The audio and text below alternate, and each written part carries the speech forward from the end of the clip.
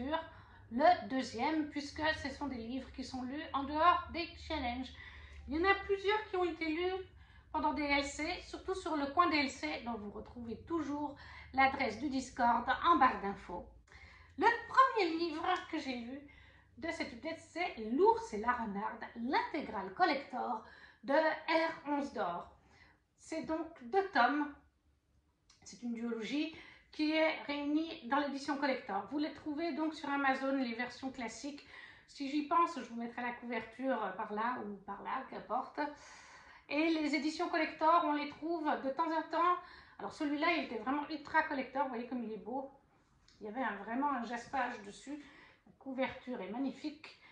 La plupart du travail, en plus que les textes soient de R11 d'or, elle est aussi illustratrice, donc elle a fait sa couverture. Elle a aussi fait pas mal d'illustrations. Je vous en montre. Il y en a quelques-unes qui ont été faites par quelqu'un, mais je sais qu'elle, elle en a fait aussi certaines, elle. Ça, c'était vraiment l'édition Ultra Collector en campagne Ulule. Maintenant, sur son site, vous pouvez des fois précommander l'édition Collector. Là, je crois qu'elle en a fait au début d'année et il me semble qu'elle avait dit qu'elle ne referait plus de précommande de ses livres en version collector, hein, sinon vous trouvez sur Amazon, d'ici à 2024, me semble-t-il. La seule différence maintenant, c'est qu'il n'y a plus le jaspage. C'était vraiment pour la campagne Ulule et parce qu'en fait, il part un petit peu et puis c'était ultra compliqué dans le sens où il a fallu que R11 d'or décolle chaque page des livres qu'elle a reçus parce que le jaspage collait un petit peu les pages entre elles. Donc maintenant, le livre est blanc, mais sinon, la couverture en collector est le même. Donc ça, c'est de l'auto-édité. C'est tout R11 d'or qui a fait sa couverture, qui a écrit, qui s'est débrouillé pour faire sortir son livre. On peut admirer le travail, franchement. Et ce n'est pas juste un beau livre. C'est une belle histoire, prenante, touchante. C'est 20 sur 20. C'est un gros coup de cœur. Ça l'a aussi été pour ma maman parce qu'elle l'avait lu, ce livre. Il fait réfléchir. Il est vraiment... il est poignant et il fait réfléchir. C'est vraiment le cas de le dire. Dans L'ours et la renarde, on suit une renarde, Picta, et un ours, Uruk, à différents stades de leur vie. On est donc avec des animaux, je crois qu'on appelle ça de l'anthropomorphisme, si je ne me trompe pas, quelque chose comme ça. Ce sont des animaux qui agissent comme nous, comme vous et moi. Ils se tiennent debout sur 2 jambes, vous avez vu avant l'illustration. Picta, son peuple de renardes, s'habille un petit peu comme des geishas. Uruk, il fait partie d'un groupe d'ours qui va dans les mines.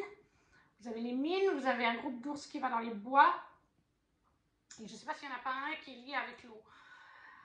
Donc, Uruk et les ours sont en fait, grosso modo, hein, ce sont en fait les esclaves des renardes.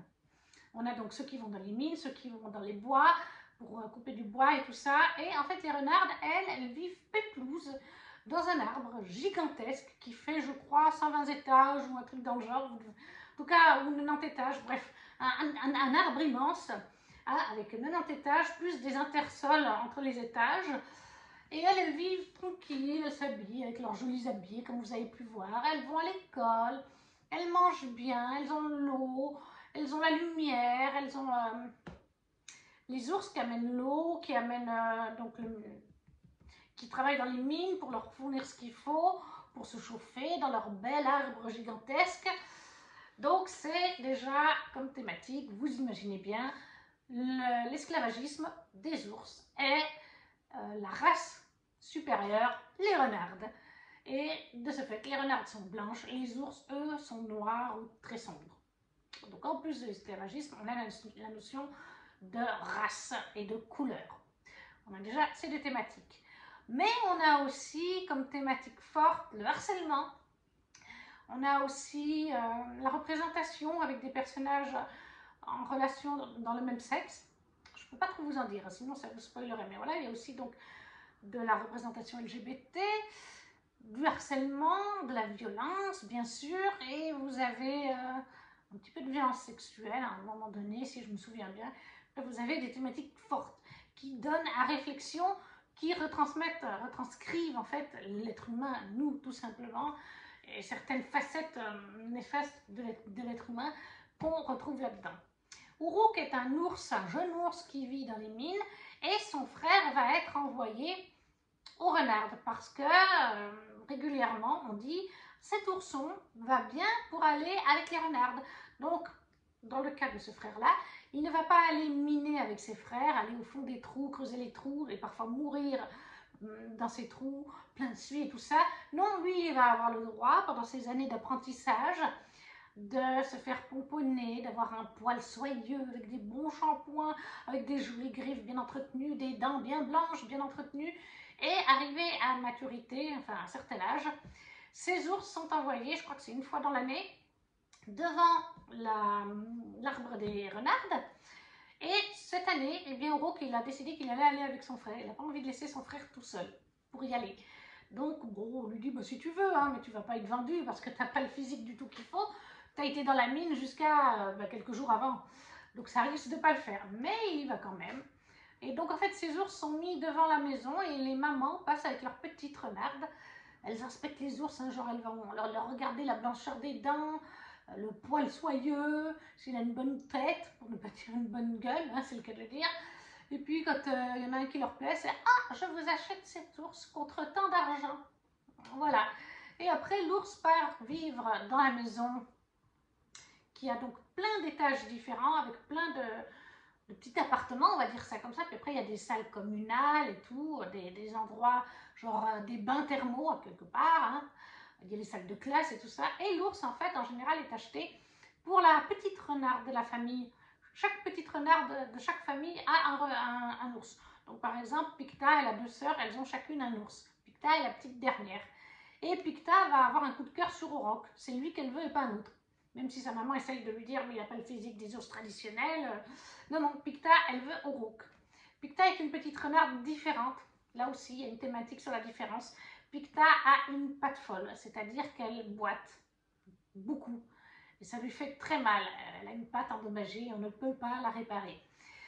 Et les ours, quand ils sont dans cette maison, eh bien, ils doivent servir leur maîtresse, de l'esclavagisme.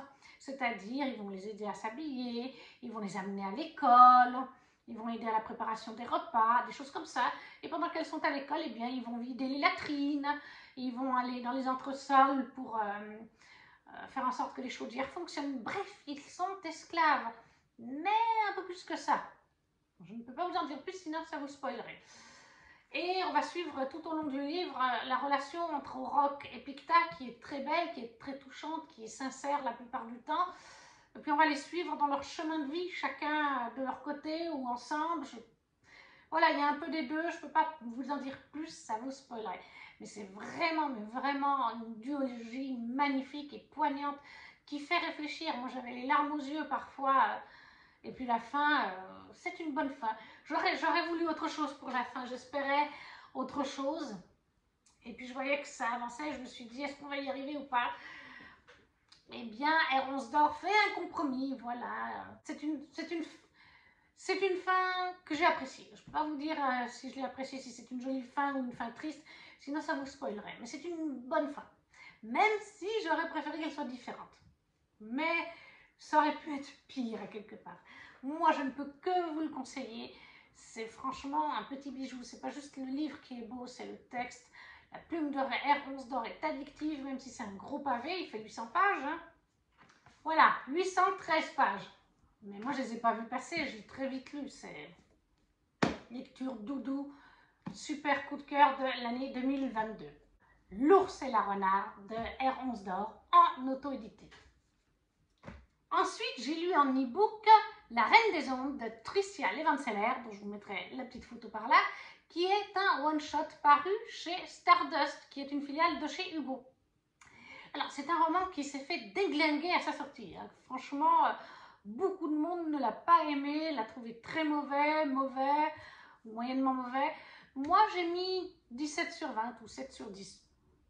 J'ai passé un moment sympa, agréable, mais sans plus. Voilà, je ne le déglingue pas non plus. Il a des défauts, mais moi j'ai envie de vous dire qu'entre deux gros pavés de fantaisie qui vous ont bien pris la tête, ou deux dramatiques romances, quelque chose comme ça, et ben ça peut permettre de s'oxygéner un peu, de se changer les idées sans prise de tête. C'est un one-shot, donc on peut faire le reproche qu'on peut faire des fois au one-shot, c'est qu'il ne va pas assez dans les détails des choses. On aurait pu tellement plus approfondir l'univers. Le Roi des Ombres, on l'approfondit, pas beaucoup. On reste en superficie. Il a un pouvoir, il manipule les ombres. Hein, oui, il a un pouvoir d'ombre. On ne peut pas le toucher quand il est avec ses ombres autour de lui. Oui, lui-même est une sorte d'ombre. Son corps est protégé via ses ombres. Mais à part ça, on ne nous en dit pas plus. On aurait bien voulu savoir plus sur ses ombres et ce don qu'il a, sur lui-même, même si on découvre quelques petites choses sur sa famille royale. On aurait pu aller plus loin avec le personnage du roi des ombres. On aurait pu mieux approfondir la relation entre le roi des ombres et Alessandra aussi. Mais encore une fois, et puis c'est pareil, le world building n'est pas assez approfondi. On aurait pu faire beaucoup plus, je pense. C'est ce qu'on trouvait avec les filles lors de la LC sur le Discord DLC, le coin DLC. Mais après, c'est un one-shot. C'est ça qu'il faut voir. Il y avait déjà un petit peu ce défaut aussi. Il y a eu ce défaut avec le one-shot de chez paru chez Stardust aussi de Girl Serpent Thorn. C'est que les choses, c'est des one-shots, donc ça va plus vite qu'avec une duologie. Pour ça, déjà, j'ai un petit peu baissé la note. Ensuite, le personnage d'Alessandra, c'est clairement pas une héroïne. Hein. C'est tout le contraire. Du coup, j'ai pas pu du tout l'apprécier. Mais c'est pas un genre, par exemple, comme Camar dans la Guilde des Ombres, que je trouve hyper charismatique, même si on le déteste. Là, on la déteste pour la détester, en fait, Alessandra. Donc ça fait aussi un petit peu baisser les points, forcément. Quand on a un personnage comme ça qu'on n'aime pas du tout, et c'est le but, hein, puisqu'en fait, dans cette histoire, on va suivre l'histoire du point de vue d'Alessandra. Une jeune femme, avec une bonne situation, qui rêve d'épouser le roi des ombres pour, une fois qu'elle l'a épousé, le tuer afin de devenir la seule reine du royaume et ne pas partager le pouvoir avec le roi des ombres. Donc elle va mettre des machinations en place pour arriver à la cour du roi lors d'un bal ou quelque chose comme ça. Elle va avoir les bonnes attitudes, il va la remarquer, son attitude, elle ne fait pas du tout comme les autres jeunes femmes. Et en plus de ça, c'est une jeune femme qui est très libre. Ça, c'était appréciable. C'est une jeune femme qui, c'est une jeune femme qui aime avoir des relations charnelles avec les hommes sans s'attacher. Elle aime être en relation libre. Et on est dans une société où, en fait, eh bien, les jeunes femmes, les jeunes hommes, ils peuvent aller voir à droite et à gauche, on ne va pas les traiter de voilà. Mais les jeunes femmes, sitôt que quelqu'un comme Alessandra qui aime les plaisirs charnels, sans attache, etc., surtout depuis qu'elle a eu une relation où elle a souffert, sa première relation, eh bien, elle ne veut plus d'attache, mais elle aime le sexe. C'est une femme féministe qui s'assume, mais ce genre de femme dans cette société, et c'est encore le cas dans notre société, si on est quelqu'un de libre, qui ne veulent pas de relations sérieuses, mais qui aiment bien s'envoyer en l'air, etc., on va être traité de S-A-L-O-P-E. Et c'est un peu le cas dans ce royaume, et ça déplaît à Alessandra. Elle aimerait que les mentalités évoluent. Ça, c'est un très bon point pour l'histoire. Avec le côté féminisme, ça aurait pu être encore plus mis en avant, mais c'était sympa. Ça remonte un peu la note quand même. Mais Alessandra, elle est détestable. Pendant un bon moment, elle va rester sur cette optique, épouser le roi des ombres, enfin le séduire, l'épouser, le tuer. Mais bon, petit à petit, on va découvrir que d'autres personnes souhaitent se débarrasser du roi des ombres et Alessandra va devoir s'allier avec le roi des ombres parce que c'est elle qui doit le tuer seulement une fois qu'elle sera mariée. Si on tue le roi des ombres avant qu'elle soit sa femme, eh ben ça ne va pas le faire, elle ne sera pas la reine. Donc elle ne gouvernera pas le royaume. L'histoire est sympa, c'est pas hyper transcendant comme vous voyez, ça reste basique, enemies to lovers, clairement. Mais voilà, comme je vous dis, entre deux gros pavés, ça passe crème. Il ne faut pas vous en attendre à beaucoup, c'est ça en fait. Et moi, comme j'avais déjà vu qu'il y avait plein de critiques négatives, je ne me suis pas mis la pression, bon choix Electra, je ne me suis pas mis la pression en disant ça va être un coup de cœur. Et non, je savais qu'il y avait pas mal d'avis, pas génial. Aussi 17 sur 20 parce que pendant la LC, avec les filles, on reprochait en fait au récit qu'on n'arrivait pas à situer. Alors on est dans un récit fantasy, complètement inventé l'univers. Mais en général, quand on lit du fantastique fantasy, qui n'est pas sur notre planète, on essaye toujours de situer une époque comparativement à nous. Par exemple, est-ce qu'on est au Moyen-Âge, à la Renaissance, est-ce qu'on est dans les années un peu 1900, ou des choses comme ça. On essaye de trouver une comparaison vis-à-vis de notre planète et de notre histoire, pour situer un peu où on en est vis-à-vis de la lumière, des calèches, ou des voitures, ou du chauffage, enfin vous voyez, on essaye de situer. Et dans ce récit, on était tout un petit peu perdus parce qu'on n'arrivait pas à situer si on avait déjà par exemple la lumière avec la lumière électrique ou si c'était des chandeliers. C'était des petits détails comme ça, mais c'était pas précisé parce que le world building n'est pas assez approfondi, alors que comme je vous ai dit, on aurait pu avoir beaucoup plus d'approfondissement là-dessus. Et comme ça restait vague, ben forcément on est un peu dans le flou sur le style d'époque. Parce que des fois on se dit, oui, ben alors là il n'y a pas de lumière, mais au niveau des calèches ou des robes, genre ça ne correspondait pas. Donc on était un petit peu, voilà. Les petits points faibles, c'est donc on n'arrive pas bien à situer l'époque, ça va un peu vite, mais c'est un one shot. Le personnage principal n'est clairement pas le genre de personnage que personnellement moi j'apprécie, ça rentre forcément en compte là-dessus. Et puis pas assez de world building, pas assez vis-à-vis du roi des ombres, on aurait pu plus le développer encore. Mais voilà, si vous avez envie entre deux gros pavés, d'un moment plus calme, c'est le roman idéal. Donc ça c'était pour La Reine des Ombres de Tricia Levenseller, paru chez Hugo dans leur catégorie Stardust. Ensuite, j'ai lu Hadès et Perséphone, le tome 1 de Scarlett Sinclair, paru chez Hugo cette fois, et là ils viennent de paraître au format poche chez Hugo Poche, et maintenant je crois qu'ils l'ont mis dans leur catégorie pour le poche en Hugo Romantessi, parce qu'ils ont une nouvelle filiale Romantessi. Dans Hadès et Perséphone, est-ce que j'ai vraiment besoin de vous faire le résumé? On l'a vu passer de partout, et c'est de la mythologie grecque, hein, réécriture du mythe d'Hadès et Perséphone. Hadès, le dieu des enfers, Perséphone, la déesse du printemps. Alors là, c'est vrai qu'on est dans un récit très moderne. On est sur notre planète, à quelque part, on est à New Athènes, comme ça s'appelle. Est-ce que c'est Athènes, mais qu'elle s'appelle New Athènes? Ça, on ne nous précise pas. On est dans notre époque, et Perséphone a réussi à négocier avec sa maman, qui l'a emprisonnée pendant des années. Elle a réussi à négocier pour aller enfin étudier dans le monde des humains. Parce que Perséphone, dans ce tome 1, elle n'a pas envie d'être une déesse. Et de toute façon, son don sur les fleurs, qui est un don lié à sa maman, il me semble, Déméter, il ne fonctionne pas. En fait, Perséphone, pour l'instant, elle fait mourir les plantes. C'est tout le contraire. Donc elle, tout ce qu'elle a envie, c'est de faire ses études. Et là, elle doit faire un stage dans un journal parce qu'elle souhaite être journaliste. Elle n'a rien envie de faire avec les dieux.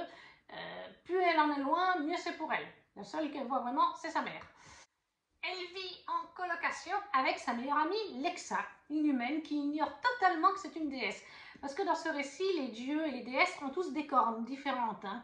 Des cornes genre des cornes de chèvre, de gazelle, mais on peut, par des pouvoirs magiques de dieux et déesses, le cacher. Et Perséphone a demandé à sa maman de cacher ses cornes. Comme ça, ni les humains ni les dieux savent qu'elle est une déesse mineure, entre guillemets. Et elle suit sa petite vie tranquille avec Lexa. Sauf qu'un jour, Lexa va vouloir aller dans la boîte de nuit Nevernight. Oui, oui, comme dans Nevernight de J. Christophe, qui est tenue par Hadès. Il y a d'autres commerces, mais le Nevernight est vraiment connu. C'est une boîte de nuit qui a un grand succès. Il y a une partie boîte de nuit où vous faites la fiesta boum boum. Et en fait, il y a une partie plus privative. Pour y rentrer, il faut... c'est quelqu'un qui vient vous chercher à quelque part. Et dans cette partie, en fait, vous jouez au poker. Oui, je crois que c'est le poker. Et on peut jouer contre Hadès. Mais quand on joue contre Hadès, c'est pour monnayer quelque chose. Par exemple, vous avez un proche qui est mourant, vous ne voulez pas qu'il meure. Donc vous allez monnayer ça avec une partie de poker avec Hadès. Et si vous gagnez, eh bien la personne ne mourra pas. Par contre, il y aura une contrepartie, bien sûr. Ou alors si vous êtes quelqu'un addict des drogues, enfin voilà, vous allez passer un deal avec Hadès. C'est ça. Le blackjack de Hadès, c'est passer des deals avec Hadès. Et elles vont donc dans cette boîte de nuit et Perséphone se retrouve dans la partie privative où il y a le blackjack, un jeu qu'elle ne connaît pas du tout. Et elle rencontre un étranger qui lui propose de lui apprendre à jouer et de faire une partie avec elle. Sauf qu'à la fin de la partie, elle réalise que c'était pas n'importe qui l'étranger, comme par hasard, c'était Hadès en personne. Et il lui demande une faveur. Il va lui demander de faire pousser de la vie aux enfers, donc de faire pousser des fleurs. Sauf qu'elle n'est pas dans la mise, puisque pour l'instant son don fait mourir les fleurs. Et puis en plus, déjà en enfer, aller faire pousser quelque chose, c'est pas de la tarte, mais quand en plus on ne maîtrise pas son don, c'est encore pire. Sauf que, bien sûr, il y a tout l'aspect romance, vous l'avez bien compris, ils vont tomber amoureux l'un de l'autre, et il va se passer des péripéties. Tout le monde ne veut pas qu'ils soient ensemble, surtout Déméter, mais là, dans ce premier tome, on s'attelle plutôt à leur histoire, ils apprennent à se connaître, voilà. Et puis, Perséphone commence à accepter certaines choses vis-à-vis de son don, à essayer de le maîtriser. à essayer, enfin voilà, elle va se lier avec des dieux et des déesses. Dans ce premier tome, c'est vrai que l'aspect mythologique, il y est, mais il est un peu moins présent que dans la suite, parce que j'ai lu le tome 2 et le tome 3, hein, spoiler alerte. C'est vrai que celui-là, on est beaucoup plus axé sur le côté journaliste de Perséphone, sur ses études, sur le côté Nevernight avec Hadès, mais on va quand même, à partir d'un moment, on va quand même aux enfers. Hein. On voit d'autres dieux et déesses ou d'autres créatures de la mythologie, mais ça se développe un peu plus dans les tomes suivants. C'est vrai aussi, on va pas le cacher, qu'il y a énormément de scènes spicy, explicites, et plus ça va dans les romans, plus il y en a. Hadès et Perséphone sont vraiment des chauds lapins, c'est le cas de le dire. Si vous n'aimez pas ce genre de scène, il y en a énormément là-dedans, ça risque de vous déplaire et de vous gâcher la lecture. Parce que clairement, l'accent est beaucoup mis sur la romance, sur la romance et sur le spacey. Mais moi j'ai adoré, pour moi j'ai mis un 20 sur 1, puisque moi j'adore quand il y a du spacey, j'adore quand c'est de la réécriture mythologique, donc je suis servie. Et comme je vous dis, il y en a quand même de la mythologie. C'est peut-être pas celui où c'est le plus présent, mais il y en a. Après ça peut dérouter certaines parce que c'est dans un environnement très moderne. Mais il y a de la mythologie, c'est pas comme dans Neon Gods, le premier tome, où la mythologie, il n'y a que le nom des personnages qui est mythologique. Là, il y a quand même des pouvoirs. Perséphone a des pouvoirs, c'est juste qu'elle le gère très mal. Hadès a des pouvoirs. On est vraiment, par moments, en enfer. Je crois qu'on voit déjà Hermès. On voit déjà Déméter, il me semble qu'on la voit aussi. Oui, on la voit à la fin du roman. Donc, bref. Il y a quand même de la mythologie, mais c'est un peu plus mis en avant dans les suivants. Mais si vous aimez la romance, la mythologie, le spacey, ça vous plaira, je pense, forcément. Hadès et Perséphone, le tome 1 de Scarlett Sinclair, paru chez Hugo, et maintenant aussi en format poche. Ensuite, j'ai lu Vampiria, le tome 1 de Victor Dixon, La Cour des Ténèbres, paru chez Robert Laffont dans leur collection R. Regardez-moi cette couverture. Et pour ce premier tome, j'ai mis un très joli 18 sur 20 ou 8 sur 10. J'ai passé un super bon moment. Et encore une fois, on a lu toute la trilogie. La première trilogie, on l'a lu en LC sur le coin DLC. Encore une fois, vous avez le lien en barre d'infos. Dans Vampiria, on est en fait à notre époque, mais ça ne ressemble pas du tout à notre époque parce que lors du règne de Louis XIV, le jour où il aurait dû mourir, comme dans notre histoire, il n'est pas mort. Il a été transmuté en premier vampire. Et suite à ça, il a bien sûr transmuté toute sa cour de nobles et tous les dirigeants d'Europe. Et petit à petit, ça a pris des proportions. Le monde entier est dirigé par des vampires.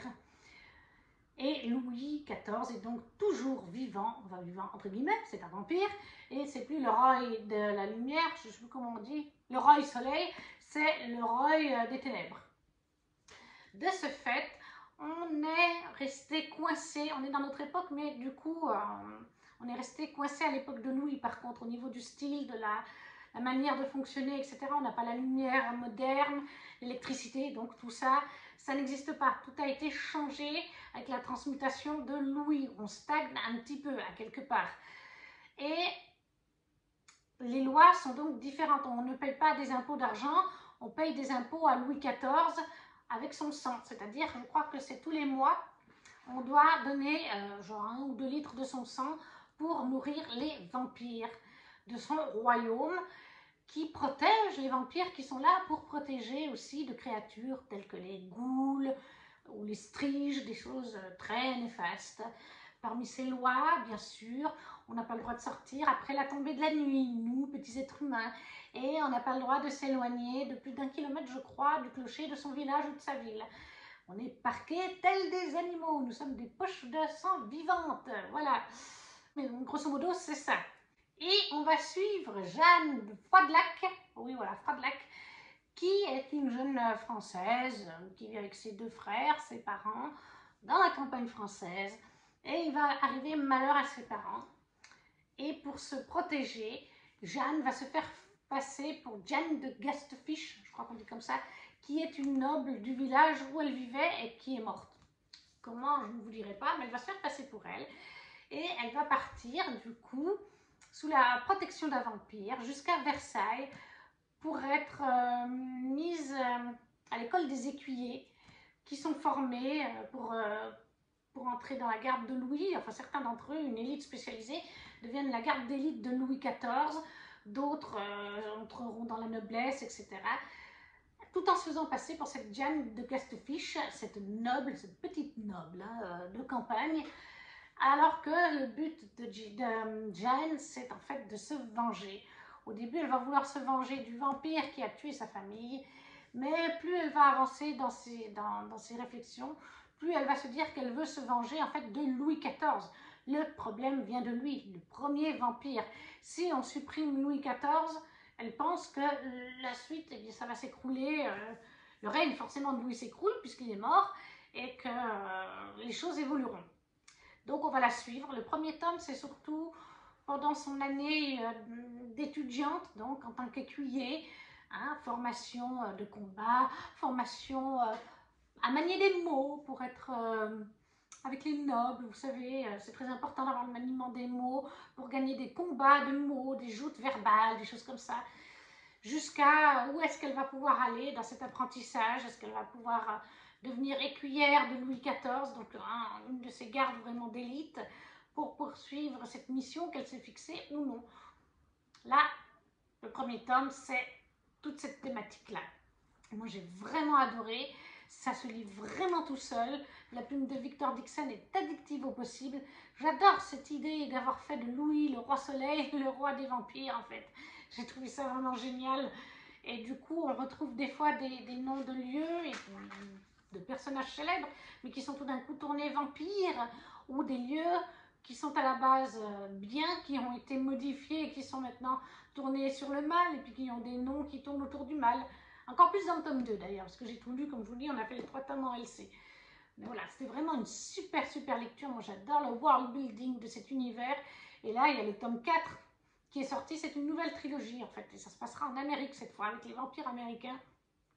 Mais franchement, moi j'adore. Si vous aimez les vampires, franchement, c'est top. Alors bon, c'est pas très sanglant. Personnellement, je trouve que ça pourrait être plus sanglant pour un récit vampirique. Par exemple, si on compare avec l'Empire des vampires de J. Christophe, c'est beaucoup plus vampirique, oui, beaucoup plus sanglant. Là, ça reste quand même, je dirais que ça reste comme young adulte, je dirais. Là où l'Empire du vampire est pour moi adulte. Mais franchement, non, c'était une super lecture addictive au possible. Et moi, je ne peux que vous conseiller si vous aimez bien les univers de vampires. Si vous aimez bien aussi Louis XIV, bah, vous avez Louis XIV là-dedans. Hein. Donc voilà, il y a des touches de mystère. Diane, à un moment donné, a des sortes de visions. On se pose des questions vis-à-vis de ça. C'est très intriguant. Et puis comment Louis XIV a été transformé en vampire, c'est aussi très intriguant, on a envie de le savoir. Est-ce que c'est le cas dans ce tome? Je ne vous le dirai pas, je vous laisserai le découvrir. Mais un super moment de lecture, 18 sur 20. Vampiria, la cour des ténèbres, le tome 1 de Victor Dixon chez Robert Laffont, collection R. J'ai ensuite lu en e-book, toujours en LC, sur le coin des LC, Vespertine de Margaret Rogerson, qui est actuellement un one-shot, mais sur les sites, on trouve que c'est un tome 1. Et vis-à-vis de la fin, oui, clairement, il devrait y avoir une suite, je pense. Et il est paru chez Big Bang. Pour ce livre, j'ai mis 7 sur 10, qui reste une très jolie note. Mais j'avoue que sur les Margaret Rogerson que j'ai lues, donc il y a Sorcery of Thorns et Vespertine, pour l'instant, oui, il n'y a que ces deux. Je n'ai pas encore lu Enchantment of Ravens. Mais si je compare avec Enchantment of Ravens, j'ai préféré Enchantment of Ravens à Vespertine. Mais j'ai passé quand même un très bon moment, donc j'ai mis 7 sur 10. J'ai trouvé le world building quand même très intéressant. Pour vous résumer, dans Vespertine, on est dans un univers de fantasy complètement inventé. On suit une jeune femme, Artemisia, qui suit l'enseignement pour être une sœur grise, pour devenir une sœur grise, chargée de purifier les corps des défunts pour que leurs âmes puissent gagner l'au-delà. Dans le cas contraire, ils se relèvent sous la forme d'esprits vengeurs qui s'en prennent aux vivants. Donc on a clairement des démons, des esprits, oui, des esprits vengeurs, des démons dans cet univers. Donc on suit Artemisia qui suit cette formation pour devenir une sœur grise. Elle est dans un couvent, une sorte d'église. Et un jour, il va se passer un truc, ça va pas bien se passer, il va y avoir un souci, parce que je crois qu'il y a des revenants possédés ou quelque chose qui vient envahir là où sont Artemisia et les sœurs. et elle ne va pas avoir le choix que d'utiliser une relique qui appartient à un démon très puissant, à une entité très puissante. Car il y a des entités basiques, tout ce que vous voulez, mais il y a des entités surpuissantes avec chacun a une relique. Et les sœurs détiennent ces reliques. Et en général, eh bien, les esprits ne sont pas libres ou quoi que ce soit. Et Artémisia va utiliser la relique, ça va libérer la créature qui va se mettre dans le corps d'Artémisia. Et donc en fait, ce revenant va partager son corps, le corps de Artémisia. C'est-à-dire qu'il lui parle littéralement dans sa tête. Ils peuvent avoir des discussions mentales. Voilà. Il est là, il partage son corps. Par moment, il prend possession de son corps, soit parce qu'elle lui dit « Tiens, prends possession de mon corps », soit parce qu'il le prend parce qu'il voit un danger qu'elle ne voit pas. Et c'est une sorte d'alliance, entre guillemets, pour essayer de faire partir certains mots qu'il y a dans le royaume. Comment il s'appelle déjà le royaume? Je l'ai lu il y a pile un an en arrière, le livre. Donc c'est vraiment la Loraïl. Voilà, le royaume c'est la Loraïl. Et il y a plein de soucis avec des revenants mineurs, hein, avec des petits démons mineurs, des choses. Il y a des choses pas nettes qui se passent dans ce royaume. Et Artémisia, avec l'aide de ce revenant surpuissant, de catégorie supérieure, vont mener une enquête, vont parfois aider des villes ou des villages, quand ils le peuvent, à faire partir le mal. Voilà. Il y a toute une intrigue, ça tourne sur la mort, sur les esprits, sur les revenants, comme vous avez compris. C'est peut-être aussi pour ça que j'ai mis un petit peu moins qu'à Sorcery of Towns, parce que tout ce qui est revenant et tout, c'est vraiment pas mon truc. Voilà. Ça a été une très bonne lecture quand même, hein, même si des fois j'avais les poils un peu qui se dressaient, parce que moi tout ce qui est mort et tout, moi je déteste. Donc, mais j'ai passé un très bon moment de lecture. J'ai trouvé au niveau de la créativité et du world building que c'était très intéressant. La relation entre Artémisia et ce revenant est aussi très intéressante. J'ai même parfois l'impression, je sais pas, qu'il y a un attachement sentimental, mais ça c'est... Mais c'était vraiment super intéressant. J'ai trouvé que c'était bien amené, c'était juste. Elle est vraiment douée pour faire des super world building, en fait, j'ai l'impression, Margaret Rogerson. Au niveau de la plume, ça se lisait bien. C'était pas la plume la plus addictive pour moi, mais je pense que ça vient de l'univers en lui-même. Comme je vous dis, c'est moins mon genre de base. Mais ça restait très fluide, très bien traduit, très agréable à lire, très compréhensif aussi. C'était pas trop... voilà, parce qu'il y a des fois des univers où on a du mal à capter. Non, là, j'ai trouvé qu'on était bien au niveau de la plume. Et que c'est aussi, du coup, quand même assez original comme récit. Un revenant qui partage le corps avec la propriétaire du corps. Parfois, il en prend possession. Parfois, il donne des conseils quand elle a la possession de son corps. Ouais, c'était vraiment différent, j'ai envie de dire. Le scénario est sympa aussi. Et la fin, il y a quand même une sorte de petit cliffhanger quand même. Ça laisse présager une suite, comme je vous disais. Et ça donne envie de lire s'il y a une suite, bien entendu. Donc, Vespertine de Margaret Rogerson chez Big Bang, auquel j'ai mis 17 sur 20 ou 7 sur 10, selon comment vous notez. Et on arrive maintenant sur le dernier avis de lecture qui est Le Chant des Géants de David Brie, paru chez HSN, qui est L'Homme son nom, pour ça, la maison d'édition. Très joli roman qui me faisait penser, au vu de la couverture, à quelque chose de mythologie un peu nordique ou celte. Alors, on est un petit peu dans ce genre-là, hein, mais c'est particulier. J'ai mis 16 sur 20, 6 sur 10. Donc, on est quand même au-dessus de la moyenne, hein, largement. Hein. 6 sur 10, on est au-dessus du 5 sur 10. Et pareil, hein, pour 16 sur 20. Mais de toutes ces lectures que je viens de vous présenter, c'est celle avec laquelle j'ai eu un petit peu le plus de soucis. Alors, bizarrement, ma maman l'avait lu aussi, celui-là, et elle, par contre, elle avait beaucoup apprécié la morale de l'histoire, l'intrigue en elle-même. J'ai passé un bon moment, hein. 16 sur 20, ça reste une bonne note. Hein. Franchement, moi, jusqu'à 14, 13, ça reste au-dessus de la moyenne, donc c'est que c'est bon quand même. Dans ce récit fantasy complètement inventé, on va suivre en fait Bran, qui est le jeune frère de Ianto, si je me rappelle bien. Ianto est le prince du royaume, hein. Ils ont un père toujours bien vivant, qui est le roi du royaume, qui souvent fait des guerres avec d'autres alliés contre tel, etc. Et en fait, ils vont aller dans un royaume pour conquérir le royaume et pour surtout, en fait, ils veulent conquérir le royaume en faisant une alliance politique, en faisant un mariage. Et en fait, Ianto va vouloir épouser la princesse d'un royaume. La jeune princesse en question, encore on nous dit que c'est les jeunes, s'appelle Syl. Et Ianto va décider en fait qu'il va épouser Syl dans cette alliance. Sauf que Bran, dès qu'il a vu en allant visiter le royaume la princesse Syl, il en est aussi tombé amoureux. Et il va y avoir toute une intrigue entre Bran et Syl, une histoire d'amour interdite. Je ne peux pas trop vous en dire, mais en même temps, on suit la relation entre Ianto et Bran, les deux frères, qui au début est très bonne, va se détériorer au fil du récit. On est sur du fantastique, fantasy, parce qu'on nous parle de géants qui sont endormis. Mais il ne faut pas qu'ils s'endorment trop profondément, sinon le royaume, les royaumes, le monde en question sombrerait. C'est très particulier comme récit. Il y a tout un aspect un peu mythique, en effet, hein, avec ces géants qui dorment et tout.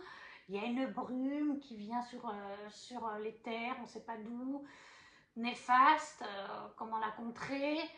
Les deux frères, vous imaginez bien qu'ils s'adorent au début du récit, il va y avoir des soucis entre eux à cause de Syl.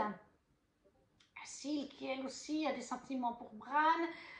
On est sur un récit, c'est très particulier comme récit et comme plume, j'ai eu du mal à me l'expliquer en le lisant en LC, sur le point d'LC.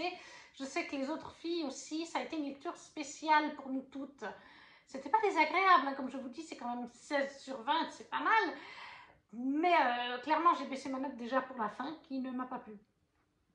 Je ne vous dirai pas comment ça finit, bien sûr, donc, mais voilà, c'est le genre de fin que je n'aime pas. J'étais là, tout ça pour ça. Alors oui, on nous fournit une explication, mais je trouve que, non, je ne voulais pas comme ça, je ne voulais pas ça, même si ça peut avoir du sens et de la logique. Alors oui, c'est une plume très, comment dire, elle a un côté un peu poétique, conte, voilà.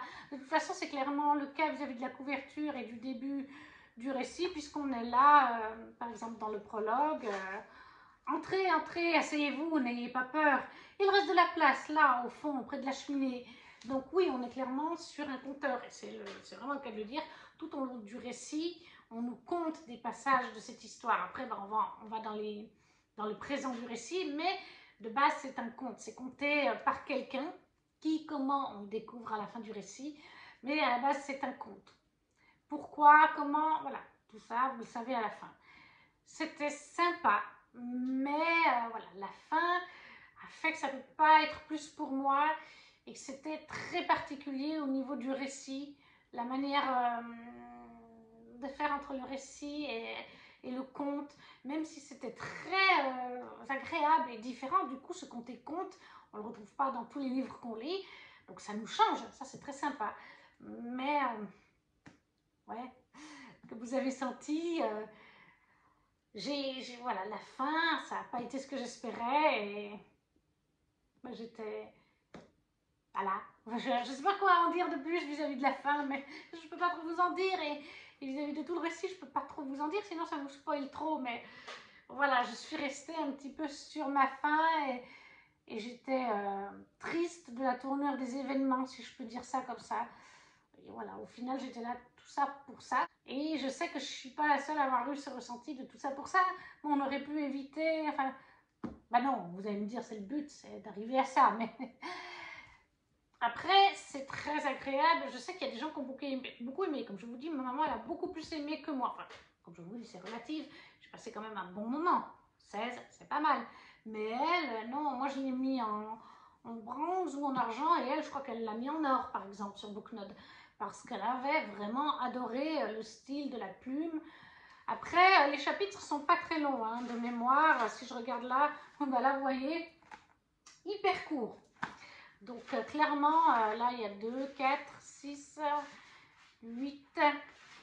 Là, il y a une dizaine de pages. Et puis, le texte est écrit quand même pas trop petit. C'est assez aéré. Donc, au niveau de l'addictivité, ça se lit assez tout seul. Hein. Ça, il n'y a pas de souci. Mais voilà, pour moi, j'espérais pouvoir mieux noter.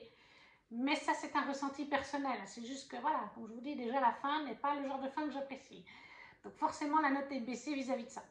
Mais ça reste quand même très sympathique. Donc, Le Chant des Géants de David Brie.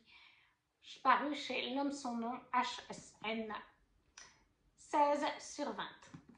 Et voilà, nous avons maintenant terminé notre petit update lecture avec 6 romans, 4 physiques et 2 e-books. N'hésitez pas à me dire en commentaire si vous avez lu certains de ces livres et ce que vous en avez pensé dans ce cas-là, ou s'ils vous font envie tout simplement. Si vous n'avez pas quoi mettre, vous laissez un petit smiley, ça fait toujours plaisir. Et puis ça permet d'avoir les stats qui montent, hein. On connaît la chanson. N'oubliez pas de liker non plus, et si vous avez envie de partager la vidéo, ça peut m'aider à me faire connaître. Et sur ce, on se retrouve très vite pour une nouvelle vidéo. Ciao, ciao!